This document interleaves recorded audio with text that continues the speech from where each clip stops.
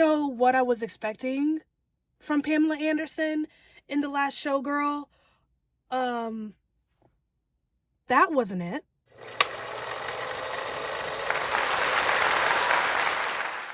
So I just saw Gia Coppola's The Last Showgirl, stars Pamela Anderson, Brenda Song, Kiernan Shipka, Jamie Lee Curtis, Dave Bautista.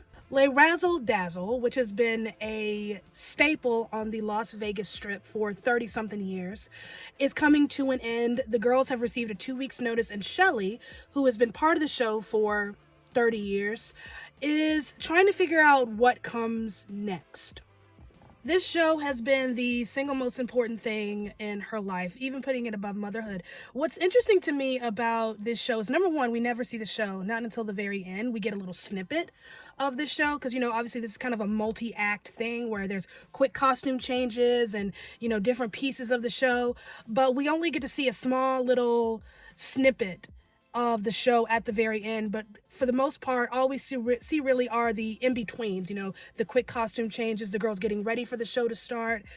We don't really get a sense of what the show is, but it's really not that important. It's not so much about what the show is, but what the show means to these women. So you have Shelley, who's been in the show for 30 years, and it's been a identifier for her. She is the person on the poster. She gave up so much. She traveled the world, and she goes on and on about the history of showgirls in, Vegas, and what it means to the culture and the tradition of Vegas, and where the show started and its roots in France. The tradition of it all means so much to her, and she's very much against this progressive change of shows on the Strip. Even, this condescending attitude she has towards the other girls who are auditioning for other shows, and that's so classless and tasteless. Never mind the fact that she's in a show where girls are just taking their tops off and they're shirtless, and it's kind of a nudie thing. But to her, there's a sense of class in it because it's steeped in tradition. It's part of the fabric of Las Vegas. I think I went on a little tangent. So my point was, what I found interesting is you have these three women, right? You have Jody, Marianne, and Shelley. Shelley, who is, been a part of the show for 30 years, and it's very much a part of who she is and an expression of who she is. It makes her feel seen. It makes her feel beautiful. You have Jody, who basically gave up what she had before to be a part of this. It was kind of like a pipe dream for her. It was just an opportunity to step outside of her own comfort zone. And then you have Marianne. For her, it was a job that paid money, and now she's got to find a new job that pays money, and she's trying to find a job within her own niche. And there's also this conversation in the middle of this about women and our value, and how our value, we don't get to define our own value, that our desirability, it's almost like it's on a card that's given to us if we have enough credit, and that card has an expiration date, and we're the last to know that date. There's just a lot to talk about, thematically speaking, with this movie, and I think what's going to stick out to you is whatever you find most relatable, speaking for women specifically, because there is this conversation of beauty and, the value of beauty, the longevity or the shortness of beauty, and, whether or not that beauty means anything to the rest of the world. There's also this conversation about motherhood, because she is a mom who was not the best mom, was kind of neglectful, making poor decisions, has this strained relationship with her daughter, so much so that her daughter doesn't even call her mom. She calls her Shelley.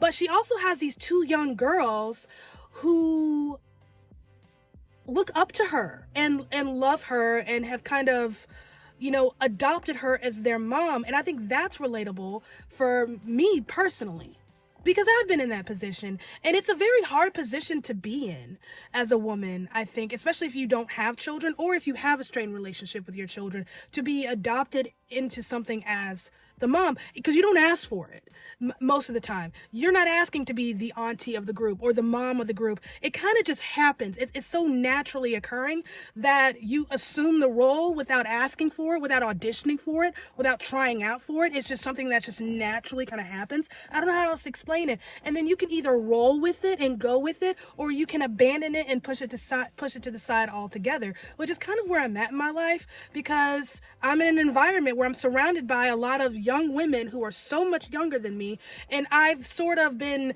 given this auntie substitute mom role, and I'm asking myself, do I even want to be that person? I was that person before I moved to New Orleans, and it took me a while to be okay with it, and now I'm okay with it, and now I'm having to do it all over again. And I'm just like, is it fair to me? You know, I didn't ask for this, but it's been thrust upon me. And the fact of the matter is, it's not so much that I don't know how to make this make sense. It's just it's natural. It's just nature. I think as women, we will automatically assume the role of mother or aunt, some sort of mother figure, whether we want to or not. And running from it just doesn't make any sense. These two separate moments she has with the girls where they're coming to her for support, or they're coming to her to support her, and she's pushing them away. She's running from it. But at the end of it all, she's mother. She is mom. She is the substitute mom. She is the woman they look up to and they go to for guidance. You know, the woman they look to for approval and support. It happens so naturally that it's so frustrating. But this movie is one big identity crisis, and in the best way possible, because this is the show that doing the show made her feel beautiful. It made her feel seen. And I thought it was interesting to me, this is what I got out of it anyway, is the way her character was kind of flouncy and light and bubbly. She almost sounded like a recovering drug addict. Somebody who's been through it and has hit rock bottom and is rising to the top and is trying to get the best out of everything, trying to see the brighter side of things. And now she's faced with this brick wall, so to speak, and she's trying to figure out how to get through it without breaking down. But the drug in this case is just the feeling of being seen and being recognized and being known and being loved in that way. The applause from the audience, the participation of the audience, being seen on the cover, because the feeling beautiful. It was this show that made her feel beautiful, and now she has to face the reality that maybe it wasn't even real at all. That the beauty of it all was just fake. It's so emotional. There's a moment in the movie where she screams, "I'm 57 and I am beautiful." And I almost cried. Because hell yeah, woman, hell yeah. Pamela Anderson is an absolute revelation in this role. Just raw, vulnerable, honest. She made it personal.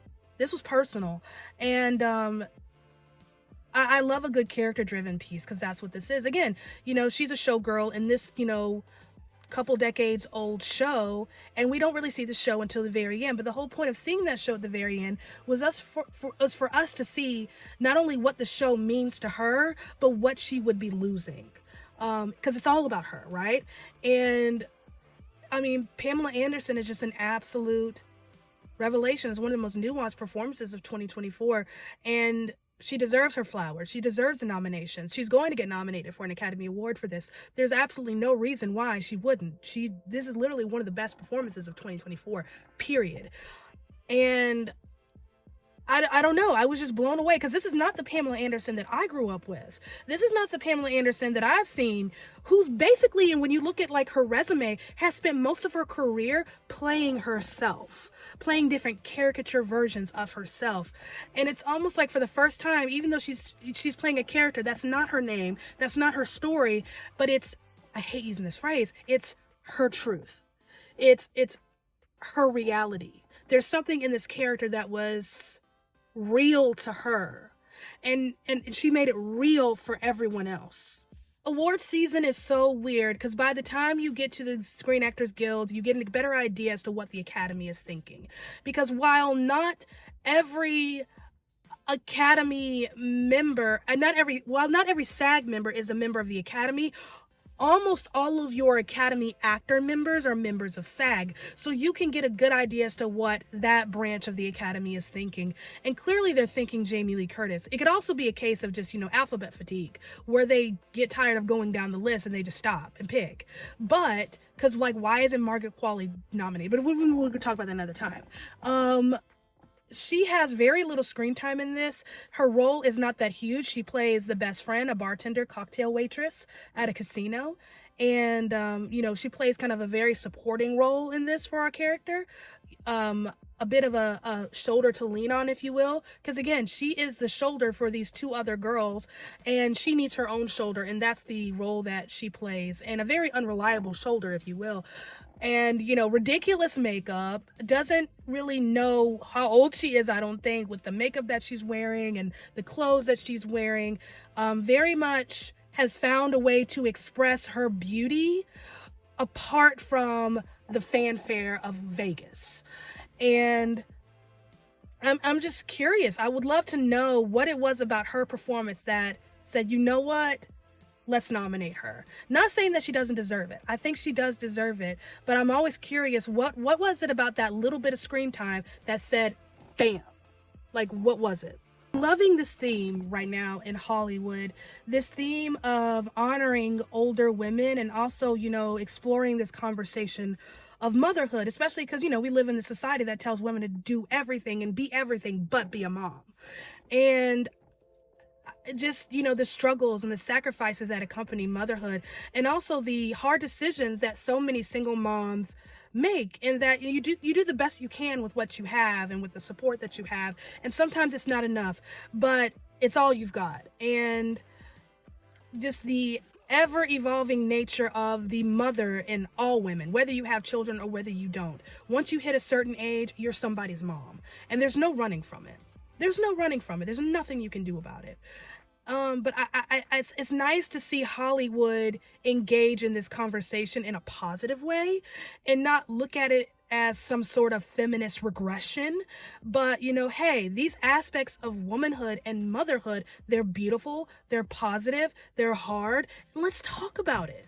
Gia Coppola, she's definitely a lady Coppola, and I'll explain what I mean by that in a minute, but she is the granddaughter of Francis Ford Coppola. That makes her the cousin of Nicolas Cage, the cousin of Robert Schwartzman, who is a producer and also has an itty-bitty role in this movie as well, and the niece of Sofia Coppola, who's the daughter of Francis Ford Coppola. And this is what I mean by a lady Coppola, is that her style in terms of framing and, shot choices and getting up close and personal and a little vulnerable, very much, I don't want to say mimics Sophia's, but you can tell she's definitely inspired by, her aunt Sophia, and that she has studied her work.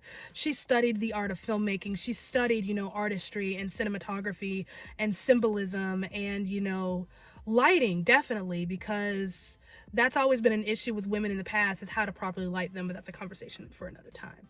And her choices are very artistic. She loves to be in their faces, and she loves to be, she loves to invade that personal space and get all up in here where it's raw and vulnerable and where you can't hide. And I love the artistic choices here. It's a very artsy kind of film in terms of, style and cinematography. Very colorful, very bright, very sparkly. But, we definitely get this sense of the Las Vegas sun and the desert air in this, and how she chooses to incorporate all of this into the frame and the shot while being very close up in people's faces. Very stylish. And I love the way Sofia Coppola chooses to frame things. Sofia Coppola treats each frame like it's a still photograph, and you can just kind of move within it. This is a little bit different in that she treats, each frame, Gia does, like it's just moving and living art, if that makes sense. And I don't know, you can definitely tell they've watched their father and his cinematographic choices and how he's chosen to frame things and light things, and the emphasis he places on, getting the right angles and the right shot and lining things up and blocking and movement and texture in a shot. So definitely, Francis Ford Coppola, he had, Megalopolis, that came out a couple of months ago. Somebody asked me why Megalopolis wasn't on like my bottom 10 or whatever video that was. Frankly, I forgot about the movie. It was so forgettable. I completely forgot about it. But I think it's time for him to hand that torch over to his daughters and let them continue on that legacy of stylish, deep, meaningful, moving works of moving picture art. You know, this is only her third directorial feature. I think, well, feature film, so to speak. And I'm excited to see what comes next, what she decides to produce next, and, you know, whatever idea comes out of her head. I think she's just an interesting auteur. You know what I mean? She has a very unique style, and I would love to see what that style looks like in a different narrative. Am I making any sense? Looking at, you know, the Golden Globes and now the SAG nominations, you know, thinking what are the top 3 performances of 2024 for females, I would say Mikey Madison, Demi Moore, and Pamela Anderson. And I love how each of these 3 performances are just different explorations of womanhood and value. And, you know, the value that we carry and the value that's assigned to us and how we weigh that and balance it. I think the way women are being portrayed in Hollywood and in film, there's a shift, and it's such a positive shift. Even with movies like Anora, where it's about a stripper, or, you know, movies like The Last Showgirl, where it's about a Vegas showgirl, there is a positive shift in the way women are being portrayed in film, and that we're finally getting an honest conversation of just the stress and the strain of carrying all that weight as a woman. I'm looking forward to the rest of the conversation and what 2025 has to bring. At least I'm hoping that we continue in this conversation. I just think it's positive. Thank you so much for listening. Those are my thoughts on The Last Showgirl. I hope that was helpful, and I hope you're able to see it. I believe this is the wide release weekend. So yeah, highly recommend. Beautiful story. Definitely, you know, made by a woman for women. And not to say that men won't enjoy it, but like, I don't know. I like it when it's made by women for women, because it's almost like we're having this conversation. It's so sweet. But yeah, highly recommend. Pamela Anderson is amazing. Beautifully shot. The Miley Cyrus song at the end. I'm gonna listen to that on the way home and just cry. But yeah, thank you so much. Don't forget to like, comment, and subscribe. I love you, and I'll see you next time.